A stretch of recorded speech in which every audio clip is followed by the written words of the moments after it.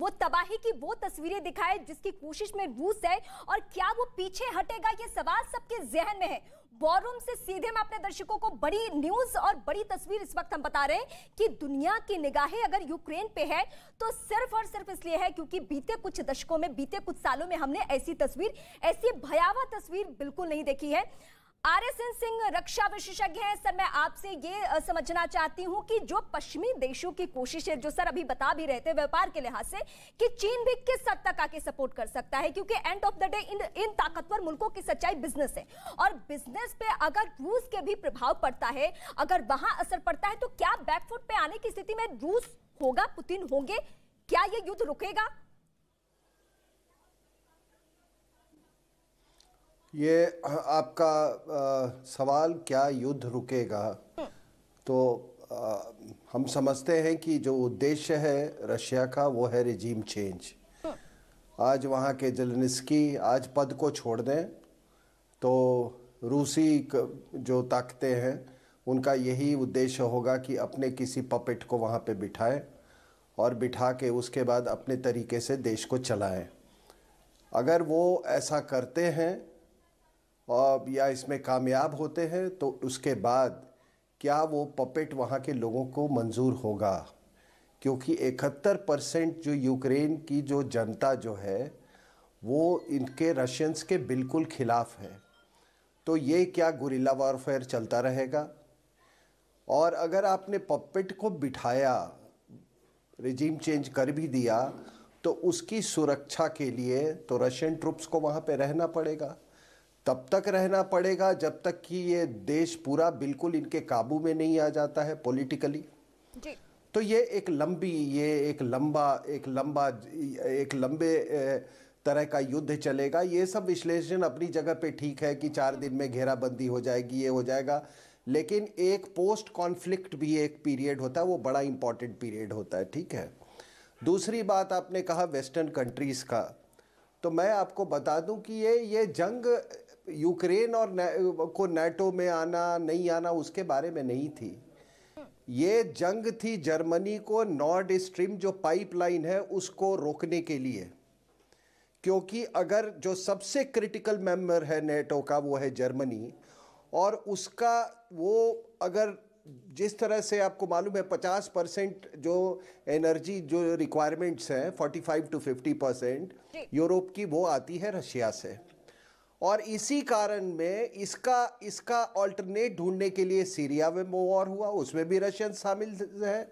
जो ये Armenia Azerbaijan में हुआ उसमें भी रशियंस का रोल रहा है, और ये तीसरी लड़ाई है ये इसके लिए। अब आज का आप ये अभी फिलहाल स्टेटमेंट देख लीजिए जर्मनी का उन्होंने कह दिया कि भाई हम अब हम फिर से मिलिटराइज करेंगे। उन्होंने यहाँ तक कह दिया कि हम अब एनर्जी नीड्स अपने रशिया से घटा देंगे। अमेरिका यही चाहता था। तो अमेरिका जो आप बिडेन का स्टेटमेंट्स बड़े गो इन बिटवीन द लाइंस। इस बिडेन वो क्या नाखुश है एक्चुअली? इस वक्त बड़ी खबर, क्यू के और करीब पहुंची रूसी सेना, बेहद करीब। टैंकों का काफिला क्यू की ओर बढ़ चुका है। तस्वीरें, सैटेलाइट तस्वीरें आज सुबह से ही निकलकर सामने आ रही है, और गोले बारूद किस तरीके से दागे जा रहे हैं पूरे रिहायशी इलाके में, ये तस्वीरें इस वक्त आपकी टीवी स्क्रीन पर। और क्यू के बेहद करीब रूसी सेना पहुंच चुकी है। टैंकों का काफिला, जो कि सुबह से तस्वीरें आप सभी के पास, वो तस्वीरें अब ये संकेत दे रही है कि बहुत ही करीब राजधानी की, इसको लेकर टारगेट यह है कि तख्ता पलट की कोशिश, इसकी शुरुआत यहीं से की जाए। लेकिन अभी भी एक्सपर्ट्स का यही मानना है कि अभी वक्त लग सकता है। यूक्रेनी सेना भी उस तरीके से मुस्तैद है, और जो दायरा है, जिस तरीके से ये पूरा भौगोलिक क्षेत्र है, उसके लिहाज से अभी वक्त लगेगा, लेकिन बेहद करीब। आज रात बड़े हमले का अलर्ट क्यू को लेकर, और आज 9 ऐसे शहर हैं जिसको लेकर यूक्रेनी सेना ने अलर्ट पे डाला इन शहरों को, और कहा कि यहां हवाई हमले हो सकते हैं। लेकिन टैंकों का जो काफिला है वो बेहद करीब पहुंच चुका है क्यू के। और सीधे मैं एक्सपर्ट्स के पास ही पहुंचती हूँ। अशोक सज्जनहार सर, पूर्व राजनयिक सर, ये टैंकों का काफिला बेहद करीब पहुंच रहा है, और आज रात बड़े हमले के अलर्ट मिल रहे हैं, यानी जो आने वाला वक्त है वो खतरे से खाली नहीं है। बीते 6 दिन से ज्यादा भयावह तस्वीरें आएगी शायद। जी आप बिल्कुल ठीक कह रहे हैं। देखिए, जब ऐसा लगता है, जब राष्ट्रपति पुतिन ने हमला बोला 24 तारीख को, तो बहुत जो देख रहे थे, और राष्ट्रपति पुतिन ने भी यही सोचा होगा, जो बहुत जल्दी वो ढह जाएगा, यूक्रेन ढह जाएगा, उसका जो रेजिस्टेंस है, जो संघर्ष करने की शक्ति है वो बहुत कम है, वो इतना ज्यादा उसके रूस के सैनिकों के विरुद्ध, रूस का जो असला है और मिलिट्री हार्डवेयर इक्विपमेंट है उसके विरुद्ध वो ठहर नहीं पाएगा, क्योंकि पहले ही रूस ने वहां पर जो भी एयरफील्ड थी सबको ध्वस्त कर दिया, सबको नष्ट कर दिया। वहां उनके जो एयर डिफेंस सिस्टम्स थे उन सबको उन्होंने खत्म कर दिया। जो और इनके आर्मी इंस्टॉलेशंस थे, हवाई जहाज थे, सबको उन्होंने शुरू में ही खत्म कर दिया, तो जिससे पूरा उनका एयर डोमिनेशन बना हुआ है। तो इसीलिए आप देख रहे हैं, चाहे कीव हो, खेर्सोन हो, खार्किव हो, जैसे चाहते हैं उनके अटैक हेलीकॉप्टर्स हैं वो आते जाते हैं। अभी एक दो दिन पहले ही उन्होंने ड्रोन का इस्तेमाल शुरू किया है यूक्रेन ने, और काफी उनके जो टैंक हैं और हवाई जहाज हैं और हेलीकॉप्टर्स हैं उनको भी उन्होंने उड़ाया है। परंतु ये जो पहले उस राष्ट्रपति पुतिन ने सोचा होगा, जो एक दो दिन में ब्लिट्सक्रीग करके तीनों तरफ से अपने जो फौजें हैं, फोर्सेस हैं, वो लगाकर इसको एकदम हम खत्म कर देंगे और इसको अपने नीचे ले आएंगे, यूक्रेन को पूरी तरीके से परास्त कर देंगे, तो वो नहीं हुआ है। और इसीलिए ये थोड़ा सा मेरे विचार से धक्का लगा होगा राष्ट्रपति पुतिन को भी, और इसीलिए उन्होंने अब जो आपने दिखाया है ये 40 मील लंबा काफिला, 64 किलोमीटर लंबा काफिला, जिसमें सभी कुछ टैंक, आर्मर्ड पर्सनल कैरियर्स वगैरह वगैरह वो सभी कुछ ला रहे हैं, जिससे कि एक बड़ा हमला किया जाए कीव के ऊपर।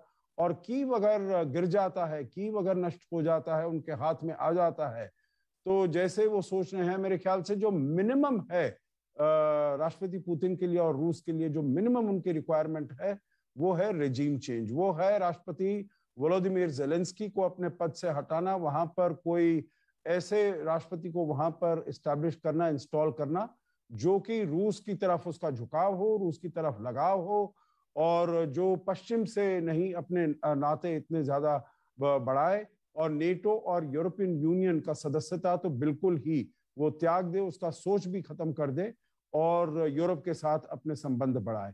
तो ये मेरे विचार से उनका गेम प्लान है। और दूसरी चीज थी जो वो पूरी दुनिया को बताना चाहते थे, जो रूस अब एक बहुत ही विश्व शक्ति बन गया है, बहुत ही महत्वपूर्ण शक्ति बन गया है।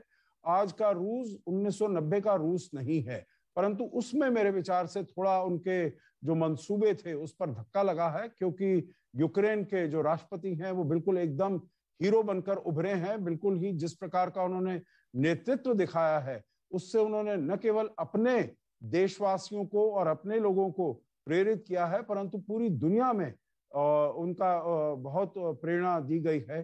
क्योंकि आपको मालूम है, जो जब राष्ट्रपति बाइडेन ने कहा जो हम आपको वहां से इवैक्यूएट कराते हैं, तो उन्होंने कहा मुझे फ्री राइड नहीं चाहिए, मुझे एमिनेशन चाहिए जिससे कि मैं लड़ाई कर सकूं। तो इसी से लेकर जो सारे यूरोपीय देश हैं और अमेरिका है, जापान है, वो सब एकजुट हो गए।